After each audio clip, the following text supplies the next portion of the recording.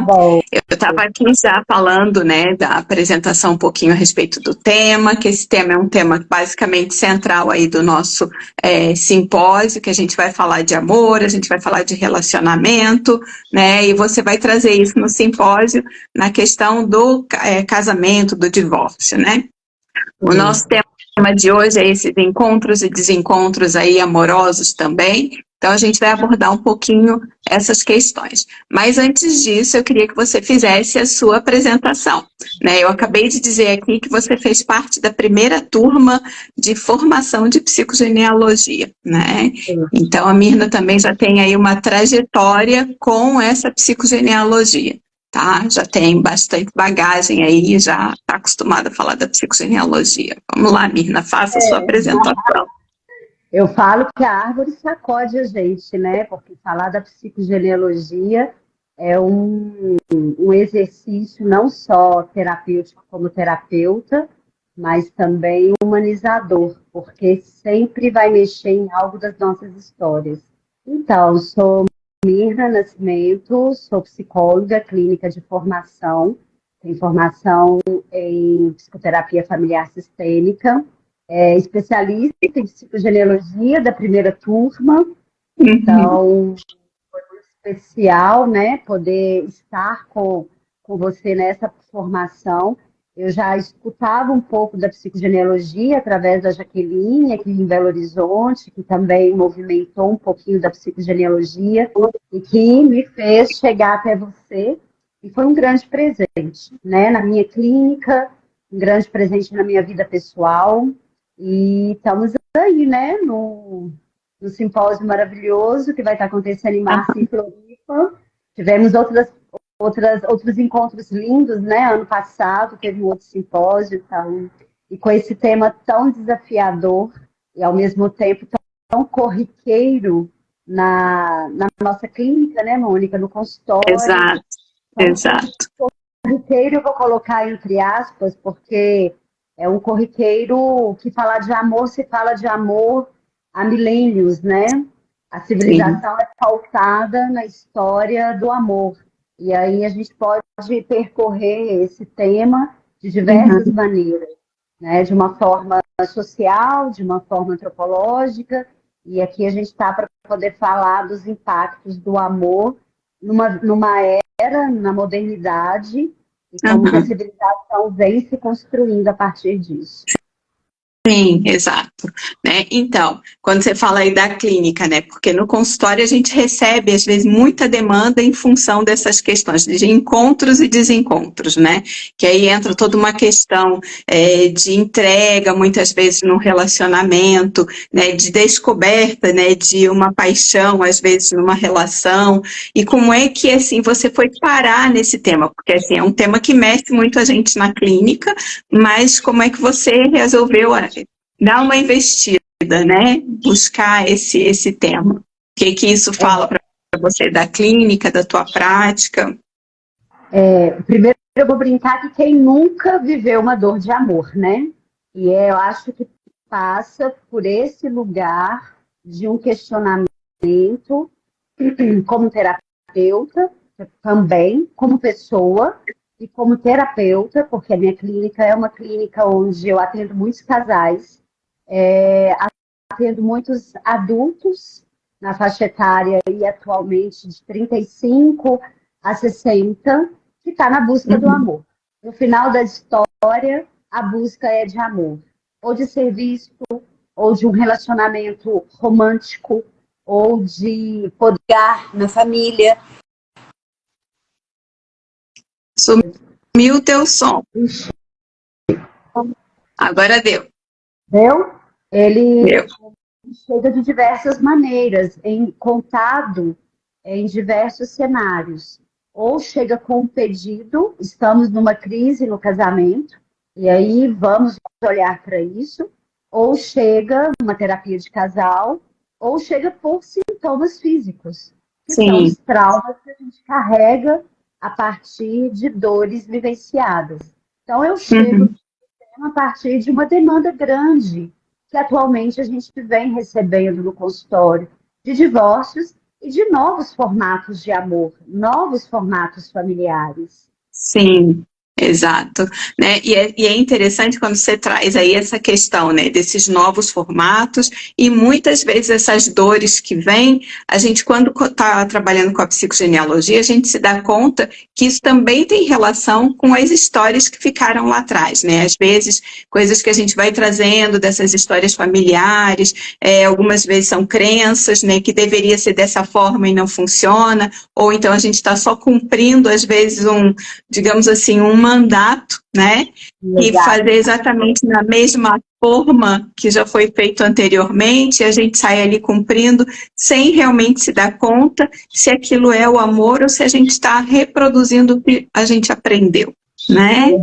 Então, legal o que você está dizendo, eu vou até citar uma frase aqui do Foucault, que é assim, algumas pessoas só sabem o que é amor porque ouviram falar de amor, né? Uhum. Do século XVII, e que, só para ilustrar, o que é passado através de uma comunicação de histórias vividas e sentidas, porque aqui, quando eu vou falar de amor, a minha intenção não é questionar o sentimento amor, mas é o significado do que fica em mim, no meu desenvolvimento psíquico, sobre o que é o amor, sobre o que eu entendo de amor. E aí a gente pode conversar aqui e falar do desenvolvimento psíquico através dos arquétipos, através do inconsciente coletivo, que amor aqui em Minas Gerais, Belo Horizonte, é amor em Florianópolis, que é amor lá na China, que é amor na Groenlândia. Só que como esse amor se revela para cada um, é que vai contar uma história de uma...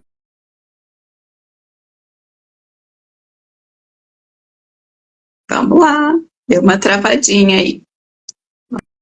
Vamos só esperar um minutinho que já vai voltar. Travou aqui. Né? Deu uma travadinha, né? Deu uma travadinha, só para você resgatar. Até onde? Você estava falando que o amor, né, é aqui na Groenlândia, na China, né? E aí vamos lá. Então, esse amor está no inconsciente coletivo, numa informação coletiva, mas como ele se revela para mim, para você, para o chinês, é de acordo com a sua experiência e que vai ser simbolizado na minha história, no meu corpo, na minha memória afetiva, numa memória familiar.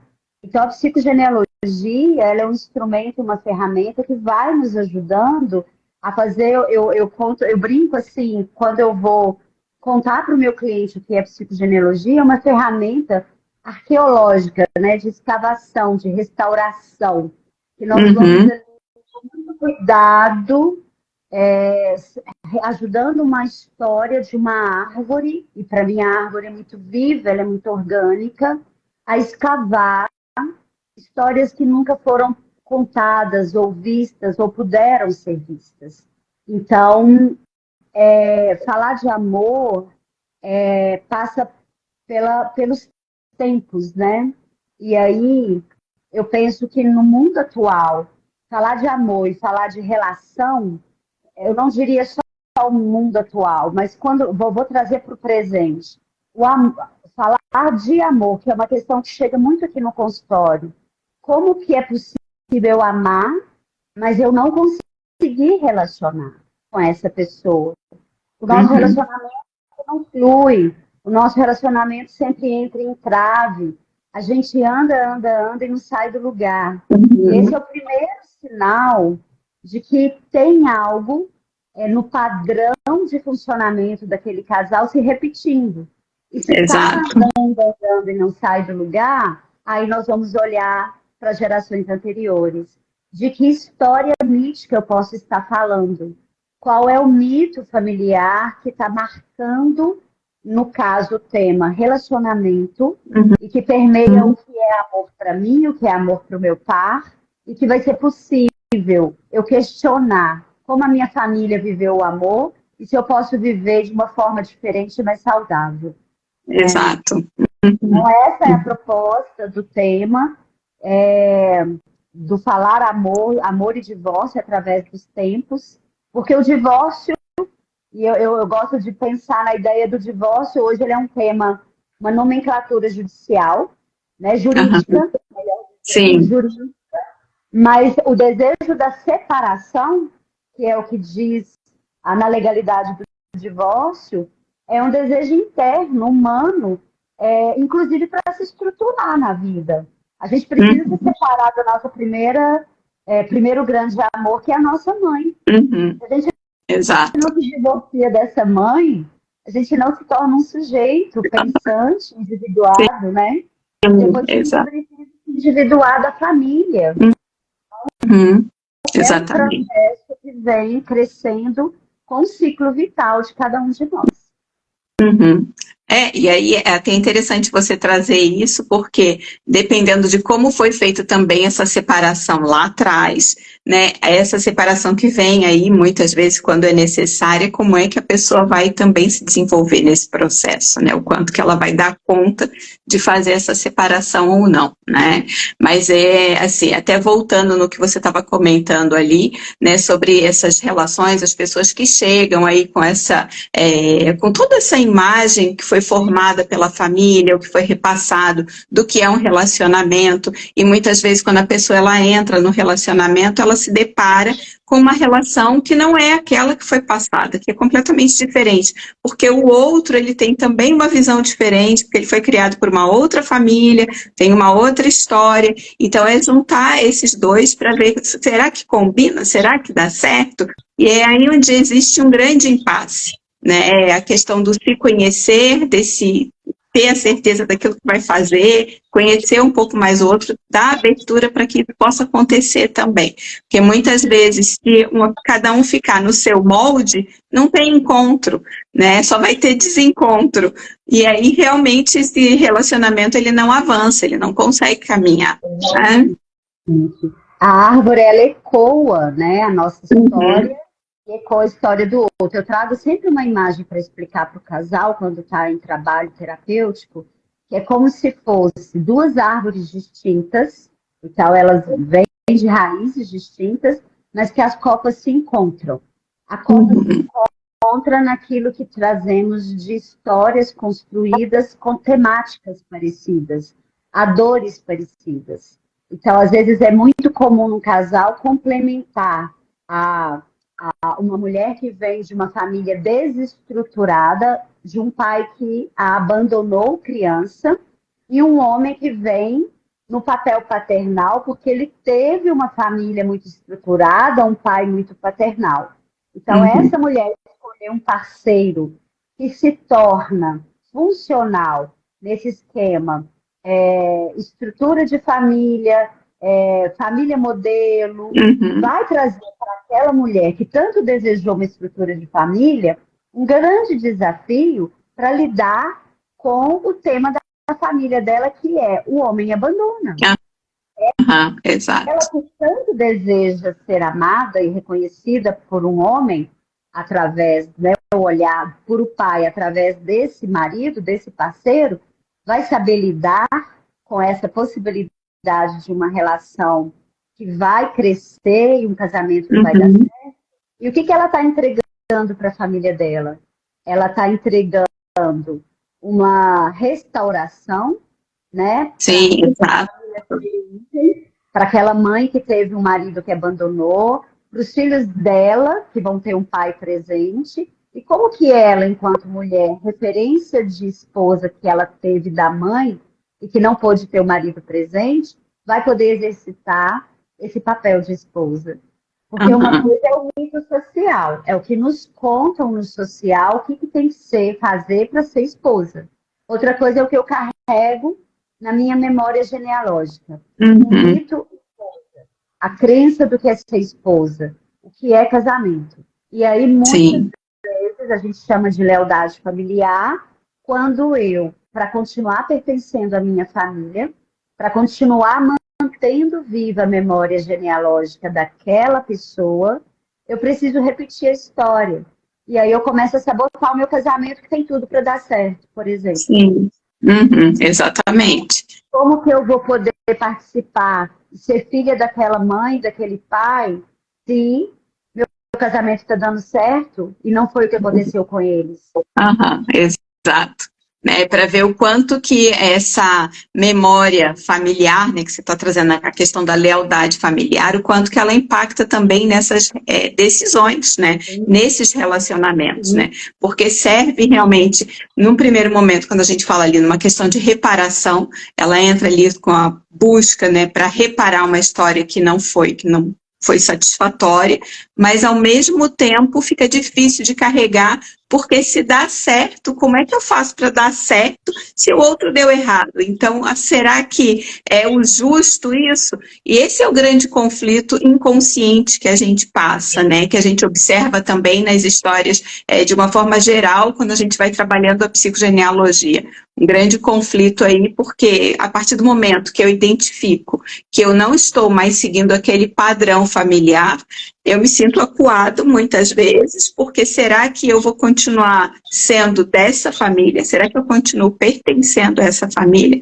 Então entra todo esse questionamento. Por isso que você está trazendo a questão de, muitas vezes eu faço de tudo para dar errado, né? Para que eu possa continuar pertencendo, fazendo como todas as mulheres da família, né? Então eu vou respondendo dessa mesma maneira. E manter, às vezes, o diferente é extremamente difícil, desconfortável. Aí eu vou trazer, então, assim, qual que é o caminho, a saída para isso, né? Como que eu ressignifico isso? Enquanto pessoa, vamos pensar, enquanto alguém da família que está questionando aquela história familiar, alguém que está questionando o mandato familiar. O terapeuta tem que ter muito cuidado nesse momento, porque a gente não mexe nesse mito, desconstruindo o mito. A gente ajuda o cliente a ressignificar esse mito. E aí eu vou trazer uma frase de Carlos Drummond de Andrade que eu acho maravilhosa, que é: amor é privilégio dos maduros. É privilégio de gente grande, de gente adulta. Exato.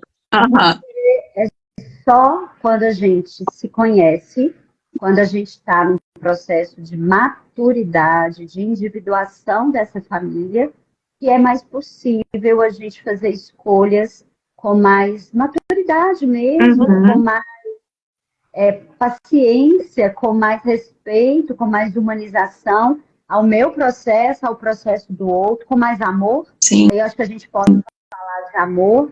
O divórcio é o último recurso, se a gente for trabalhar terapeuticamente um casal, porque o primeiro convite é qual que é o ponto cego, né? Onde vocês estão esbarrando que não é de vocês, e o que é possível ainda, porque para além da história familiar, e é quando eu reconheço a família, quando eu reconheço a minha história, aceitando que é dali que eu venho, e que eu posso ter a força e as fragilidades dessa família, e que me compõe como ser individuado. E aí eu posso ter uma história diferente. Eu posso recombinar, recontratar essa pessoa nesse casamento. Eu posso, inclusive, entender que não faz parte esse divórcio da minha caminhada também. Sim. Que é uma forma de entregar a todas as mulheres da família o que não foi possível. O divórcio pode ser um mito simbólico, aquele que vai integrar muitas mulheres que não tiveram direito de fazer escolhas, ou até mesmo homens, porque eu não vou falar aqui só das mulheres, né? Sim, claro. O sistema patriarcal que leva a mulher a suprimir seus desejos, muitos homens também faziam do casamento um negócio, e não se falava, né? Exato. Muitos, né, que deixaram, se a gente voltar na história, que deixaram de casar com quem eles realmente queriam, porque eram obrigados pela família a casar com outra pessoa. Isso a gente tem vários relatos, né? E outros que resolveram ir adiante, casar com a pessoa que eles realmente queriam e foram deserdados, foram negados aí pela família, né? Então, isso a gente encontra muito nas histórias na árvore que a gente vai trabalhando, né? Sobre relacionamento. Quase sempre tem histórias desse tipo, né, que a gente se depara aí. E aí, como é que isso vai sendo repassado depois de uma geração para outra? Aí a gente vê tanto no lado do homem como no lado da mulher as dificuldades que vão aparecer aí nos seus descendentes em função dessas histórias. Exatamente, né? Aparecem vários amores interrompidos, amores que não podem se concluir, que já estamos numa era que podemos fazer escolhas afetivas, amorosas com mais consciência, e mesmo assim muitos não conseguem estar em relações funcionais, relações saudáveis. Sim. Então, tem várias histórias que trazem essa temática para a atualidade. E que hoje a gente pode começar a questionar, né, se tantas mudanças no formato de amor, no formato de relacionamento, já não são consequências dessas histórias lá atrás. Uhum. Né? Permeadas por um social, por uma guerra, por uma imigração, esses cortes irreparáveis no sistema familiar. Sim, exato. Além também de temas ligados a segredo, envolvendo o amor e a sexualidade. Exato. O amor é muito permeado na sexualidade, na forma de se estar no mundo, ou no dinheiro. Nós temos também no nosso momento atual, né, com essa divisão de países em desenvolvimento e países desenvolvidos, a tal da neurose de classe, que também marca muitos relacionamentos. O que é possível, né, dentro de uma relação, eu escolher alguém muito distante do meu nível social e distanciar da história de origem no nível social, no nível cultural. Isso é possível? Existe condição para isso? Então, são muitas perguntas que a gente pode trazer que permeia muito essa questão, né, das relações, né? Quando você traz aí hoje, a gente vê que as coisas estão acontecendo de uma forma mais livre. Eu acredito que sim, a gente está mexendo com muito do que aconteceu no passado, como uma forma de liberar essa possibilidade de ter um amor diferente, de realmente se jogar para esse amor, né? Porque antes muitas coisas eram interrompidas. A questão do dinheiro, como você fala, permeava bastante. A questão da sexualidade, né? Quantas mulheres foram obrigadas, assim, da mesma maneira, homem e mulher, obrigados a casar porque tiveram uma relação antes do casamento, muitas vezes engravidavam e eram obrigadas a aceitar o relacionamento, né? E muitas colocadas para fora de casa, né? E não podia mais ver a pessoa, e às vezes fica aquele romance interrompido também. Então, todas essas questões, o reflexo de daí, é claro, quando a gente fala na questão da sexualidade, a gente também tem que ver as outras situações que também envolvem aí o contexto familiar, né? Relacionado a essa questão da sexualidade. Eu vou só ver o que tem aqui, uma mensagem que tem aqui: quando uma mãe, antes de morrer, diz para a filha: mantenha o casamento, pois nosso clã não ficam juntos. Por favor, mantém, que é impossível. Porém, esta filha não quer continuar. Olha o que a gente está falando, né? É justamente isso. O quanto que a pessoa é obrigada a se manter numa relação para corrigir uma situação que lá atrás eles não deram conta de corrigir. E por que esses casamentos não se mantêm, né? Essa é uma pergunta crucial, né? O que está por trás desse pedido dessa mãe? E como essa filha fica com uma guardiã de uma história que talvez não saibamos o motivo dessa história. É muito delicado. Em leito de morte, né? Então, isso é muito delicado. Muito delicado. Esses pedidos, né, de não pode separar, tem que ficar junto, ou tem que casar com fulano de tal. Então, são pedidos que eram feitos e que ainda muitas famílias ainda continuam fazendo, né? E realmente isso atrapalha, interfere a relação depois de amor dos seus descendentes também, né? Então, são questões que a gente trabalha muito no consultório, nas árvores que a gente vê e tal. Então, acho que é um tema que ele vai estar sempre sendo pertinente para a gente falar a respeito de amor, né? E daí eu vou só lembrar o pessoal aqui que está entrando, que a gente está falando a respeito desse tema, que vai ser também parte do tema que a Mirna vai apresentar no simpósio. Quem ainda não tem informação a respeito do simpósio, pode mandar ali um eu quero, que a gente entre em contato para passar as informações do Simpósio Internacional de Psicogenealogia, que vai acontecer em Florianópolis, mas para quem não tem a possibilidade de vir a Florianópolis, esse simpósio vai acontecer no formato online também. Então, pode mandar a mensagem ali para ter mais informação a respeito do simpósio online também. Que aí vocês vão ter a oportunidade de acompanhar todos esses temas, falando a respeito das questões de relacionamento, de amor, né, sobre o envolvimento do amor com relação ao dinheiro, com relação às questões familiares, às paixões, enfim, né, várias questões que a gente vai trazer aí no simpósio, tá? E para quem tem a oportunidade agora, manda na setinha ali para outras pessoas acompanharem aqui a nossa live também, tá? Vamos lá. É isso aí. Né? Então, assim, a gente acaba percebendo, né, que a gente está repetindo esses padrões quando a gente faz um trabalho pessoal. Né, quando a gente vai lá, quando chega às vezes no momento desse de crise, que chega lá no consultório, que aí a gente se dá conta, né, do que a gente está repetindo dessa história familiar, ou o que a gente foi buscar fazer diferente, né, e o fazer diferente, será que eu dei conta realmente de levar esse diferente? Por que eu estou sofrendo? Eu estou sofrendo porque eu faço diferente, ou eu estou sofrendo porque eu estou realmente repetindo esse padrão? Né? Então, são as situações que acabam levando a gente para esse lugar também, né? Cria um paradoxo para o cliente, né? Não é um processo que vai sendo tão claro, por isso o cuidado do terapeuta ao trabalhar, né, com a psicogenealogia, no sentido de ajudar o cliente a fazer esse olhar, né, o paciente a fazer esse olhar para a sua história genealógica que muitos não sabem. São perguntas muito básicas, que a pessoa não sabe a história de amor dos seus pais, por exemplo. Não sabe o porquê que eles se encontraram, né? Não sabe, ou seja, não sabe a sua origem, a sua história de origem. Toda a história é contada a partir da história de amor de alguém.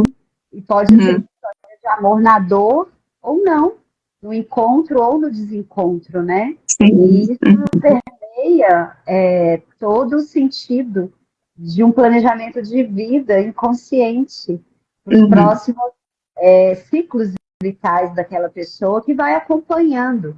E aí nós vamos observando cada etapa da vida daquela pessoa, e aí eu vou me deter ao tema amor, que é o nosso tema nesse momento, desde pequenininha, como ela vai se estabelecendo na relação com as figuras parentais e entendendo o que é amar. Sim. E ali, a partir daquela dor que é trazido, né, uma dor, por exemplo, do abandono ou de uma dor da rejeição, vai marcando aquela criança que vai projetando, vai sendo projetado nela uma expectativa e ela vai projetando também a busca desse amor. Como eu tenho que ser para receber amor, como eu tenho que fazer para ter amor, e as crenças que eu vou escutando. Eu tenho uma cliente que ela passou uma vida ouvindo da mãe que o homem trai, que não se confia em homem. E que quando o marido, que foi o primeiro namorado dela, chega para aproximar a adolescência, conquista, ela passou muitos processos de angústia e desenvolveu um transtorno de ansiedade para apresentar esse rapaz para a mãe, porque o pai tinha abandonado elas quando ela era muito pequena. Sim. E quando o rapaz entra, né, na casa pela primeira vez, a primeira coisa que a mãe dela fala para ele, ela põe ele sentado de frente um para o outro e fala: olha, o negócio é o seguinte, rapaz, aqui para mim todo homem é igual, todo homem abandona. O que você tem para oferecer e qual que é a sua? Sim. E aí marca o casamento deles, marca todo o namoro e o casamento deles. E eles hoje vivem uma crise na mesma idade que a mãe dela tinha quando é abandonada pelo marido.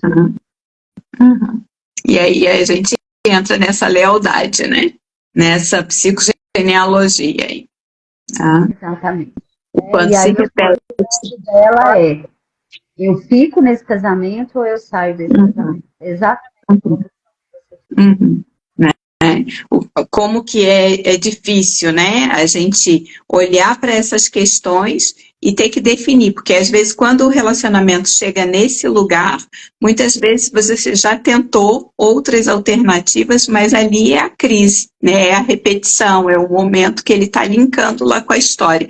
O quanto é importante a gente investir para identificar como era realmente essa relação desses pais, né? Como é que eles se conheceram, que era isso que você estava trazendo antes, né? Como é que eles se conheceram? Como é que foi esse relacionamento? Eles tiveram a liberdade realmente dessa escolha? Chegaram nesse casamento e esse casamento deu certo? Todo o impacto que tem aí dessa história da traição na vida dessa mulher e o quanto que ela vai passar para essa filha a respeito de traição, do papel do homem, então tudo isso, quanto que isso influencia, né? A gente tem uma geração atual com muito medo de amar, né? Exato. E, na verdade, assim, ainda eu acredito, um ponto de interrogação muito grande de uma forma geral. Se a gente pensar em termos de contexto universal, a gente vai falar de inconsciente coletivo, esse medo de amar, tem muita gente que tem medo de amar. Justamente porque existem várias histórias que permeiam esse relacionamento, porque não foram histórias, às vezes, satisfatórias, e cada árvore que a gente mexe tem uma história difícil em relação ao amor, né? Às vezes você se depara com histórias que são extremamente interessantes, emocionantes ali, que correspondem ao amor, e que a gente vê como é que isso é repassado depois para os descendentes, e aí fica também a busca, né? Eu tenho que encontrar alguém para ter um relacionamento tão lindo quanto a minha avó, né? Eu tenho que encontrar uma relação que dê certo, porque o casamento deles durou tanto tempo. Então, isso também vem como um mandato, né? Então, não é uma desilusão, mas é uma busca, às vezes, de uma relação que era, naquela época, satisfatória, que talvez para essa pessoa não seja exatamente dessa mesma maneira, né? Então, são coisas assim que a gente pode passear bastante em função disso, né? E aí fica uma pergunta, né? Somos livres, de fato, para amar? Exato, né? Né? O amor, Exatamente. né? É isso aí. Deixa eu ver aqui, tem uma mensagem que a mãe dela, ao ter aquela conversa, interditou o amor desse casal. Né, que eu acho que já é comentário do que a gente trouxe antes, né? Quem quiser fazer pergunta, a gente pode trazer para a gente poder ir respondendo para vocês aqui, né? Tanto sobre a psicogenealogia, essas relações de casal, enfim, né? Que é o que a gente está trazendo hoje aqui, tá? Mina, vou aproveitar já, enquanto as pessoas pensam aí numa pergunta para fazer, para você falar um pouquinho, que você fez a tua apresentação no início, mas para quem não estava no início da live, você pode falar um pouquinho como é que as pessoas te encontram, onde é que elas podem buscar informação a respeito, né, do espaço sistêmico, tá? Bom, o Espaço Sistêmico tem uma página no Insta, e é @espaço_sistêmico. Telefone eu não vou saber de qual, vou dar o Instagram. O Instagram funciona bem. O Instagram é esse, mas lá no link da bio tem o contato pelo WhatsApp. Estou à disposição, estou em Belo Horizonte no formato presencial e também online. Joia. E a Mirna vai estar com a gente aqui no simpósio para falar sobre encontros e desencontros, divórcio, né? Esse é um tema aí da nossa mesa redonda que vai acontecer aqui no Simpósio Internacional de Psicogenealogia. Quem quiser a informação a respeito do simpósio, pode mandar um eu quero, e para quem ainda não faz parte do grupo das lives, para receber informação a respeito das lives, normalmente a gente faz um resumo da live, coloca no grupo, a gente vai mantendo algumas informações ali. Quem não faz parte do grupo e que tiver vontade de entrar no grupo, é só mandar um eu quero, que depois a equipe aqui entra em contato com vocês para colocar vocês no grupo. tá? Então pode fazer parte aí do grupo das lives também. Na semana que vem a gente não vai ter live em função do carnaval, mas na semana seguinte a gente já vai ter aí 3 lives aí, né? Vai ter um pouquinho antes do simpósio e vamos ter uma sequência aí de 3 lives também, tá? Com outros convidados. Carnaval é um ótimo momento social para poder fazer encontros de amor, né? E começar uma história de amor. Então, carnaval para todo mundo, né? E é interessante porque, assim, já peguei algumas árvores que as pessoas, né, dizem assim, a nossa família aqui, a maioria é tudo de novembro. Por quê? Porque foram encontros de carnaval, realmente. Então, a gente vê muita gente nascida em novembro, encontro de carnaval, né? E faz parte, é um momento de conhecimento mesmo. As pessoas estão ali na euforia, no calor ali do carnaval e realmente acabam se conectando, né? Muito marca a história daquele descendente, né? Marca, inclusive, inconscientemente. E quando vai trabalhar a sua história, suas escolhas, esbarra nesse cenário carnavalesco. Exato. Marca assim. Então, acho que vamos ver se a gente tem mais alguma coisa para falar aqui a respeito de relacionamento, se alguém mais quer fazer alguma pergunta, senão a gente já vai encerrar a nossa live, já estamos aqui há quase 45 minutos, né? Vou passar rápido, né? Super rápido. Super rápido. Tá bom. Então, eu vou te agradecer, né, pela participação, pela disponibilidade em estar aqui contribuindo com essas informações a respeito, né, de relacionamento afetivo, relacionamento amoroso, esses encontros e desencontros. E daí, quem quiser mais informação ou quiser assistir a live, pode assistir lá no YouTube, que a live vai estar disponibilizada em breve lá no YouTube também, da Psicogenealogia Brasil. Tá bom? Agradeço. Muito obrigada, Mirna, pela presença. Agradeço mais uma vez o convite, a possibilidade de estar aqui participando, é uma honra para mim, tá? Muito obrigada. Um beijo a todos. Obrigada a você. Um beijo. Tchau. Tchau, tchau.